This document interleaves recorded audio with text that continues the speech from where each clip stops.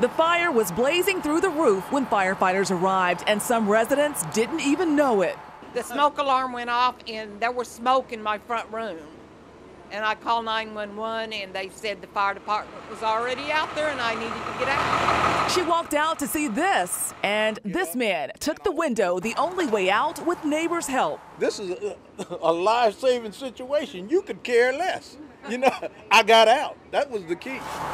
While they escaped into frigid temperatures, firefighters realized their water hoses were too short and had to be extended, and there were people to rescue. And the crews did a really good job today with the adverse conditions, getting everybody out, getting the families off the balcony. Once they rescued the family, they went back to the fire, then another call. We got a call from 911, our dispatchers, that reported a mother had got out of her apartment and there were still children inside.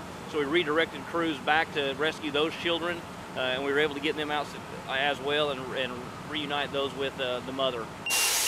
The displaced residents sat on a city bus for shelter. We saw this man from the apartment where it all started talking to the fire marshal.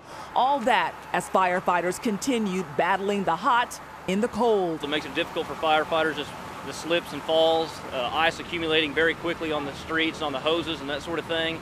Makes it very difficult for the firefighters. No one was hurt, not a firefighter, not a resident, and the neighbors were glad they still had each other. It's a sad situation, but we'll get through it. We will. Kim Jackson, Tulsa's Channel 8.